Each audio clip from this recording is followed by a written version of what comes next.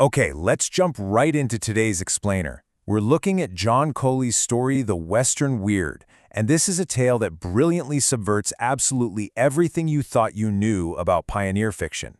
You know, going into a story like this, you expect a dusty, straightforward Western, right? But the thing readers find most surprising, and what we're really focusing on today, is how this narrative masterfully disguises an epic, ancient mythology right under our noses.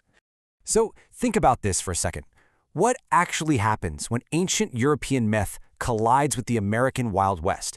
That is the wild question we're tackling today. We're looking at exactly how the author hides these mind-bending mythological Easter eggs right in the middle of a gritty Arizona landscape. It's this crazy collision of two completely different worlds, the harsh survivalist reality of the 1800s frontier and the ancient magical realm of folklore. And the real surprise isn't just that these myths are there, it's how perfectly they blend into the background until they literally explode onto the page. It is the ultimate bait and switch. I mean, you sign up for daily chores, pioneer struggles, hitching the family donkey, mending socks by the fire, all that standard pioneer stuff. But what do you actually get? Immortal giants wandering the plains, ancient storm gods throwing lightning bolts, and spectacular water magic? It's a massive transition that catches you completely off guard. Section 1. A typical Western tale. To see how effectively they pull this surprise off, we really have to set the stage in Rim Country, Arizona, where at first everything seems completely normal. The story crafts this perfect illusion of a standard historical fiction novel before totally ripping the rug out from under us. We made our protagonist a 14-year-old adopted girl named Cimaraya living on a homestead with her adoptive mother, Shannon. And they do completely ordinary things. They fry eggs, worry about general store supplies, hitch up their donkey Jason. It is the absolute perfect mundane camouflage for the weirdness that's about to hit. Moving into Section 2, the peculiar protagonist. The author starts dropping these really subtle breadcrumbs that Cimaraya is anything but an ordinary farm girl. These bizarre anomalies are our very first clue that supernatural forces are lurking just beneath that dusty surface. For instance, Cimaraya can't get wet. Water literally just beads and rolls right off her hands, leaving her bone dry. Dirt and mud are completely repelled. When she fires her dad's shotgun, the massive kickback barely leaves a tiny mark that heals by the next day. And strangest of all, she feels the presence of certain strangers, like this heavy, palpable change in the air pressure on her skin.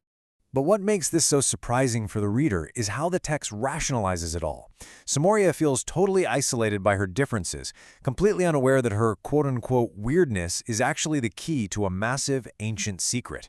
She just thinks she has a rare, expensive skin condition that makes her skin less porous.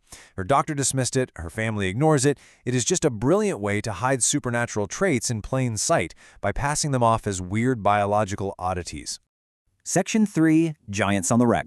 So the real shocker, the moment the veil is completely lifted for the reader, hits when Cimaraya and her younger brothers witness this impossible, terrifying event near their homestead. She sees two incredibly tall men fighting, right? Suddenly, a massive lightning bolt strikes them directly. The blast knocks her to her knees, the air reeks of ozone and burnt flesh, these guys are literally smoking, and then they just casually sit up, grumble at each other, and walk away. Talk about a reality check. You instantly realize we are definitely no longer reading a pioneer story.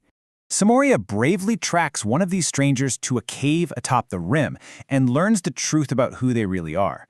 They're called the Prolifics. And this grounds the lore in an unforgettable way, because these aren't just random magic users. They are human offspring with ancient mythological blood flowing through their veins, giving them enhanced size, strength, and highly specialized supernatural abilities.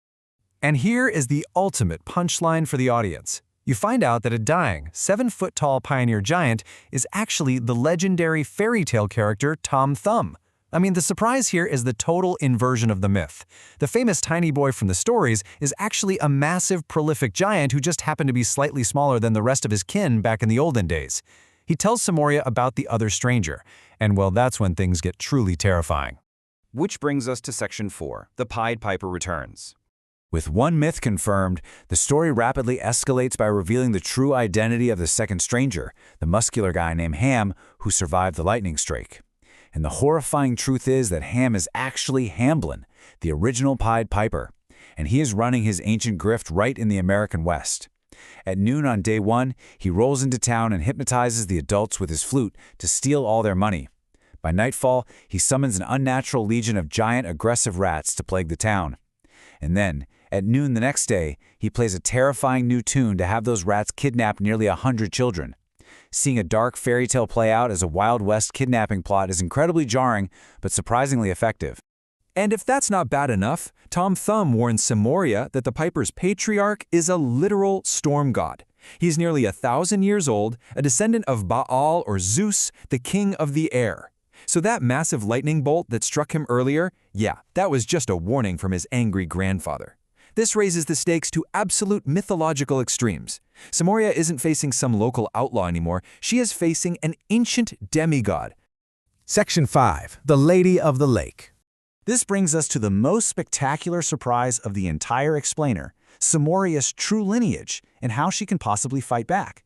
See, she isn't just a pioneer orphan. When she was found by the Apache as a baby, she was wearing a letter bracelet with the letters VVN. Her pioneer parents assumed they were just random initials, maybe Roman numerals like 556.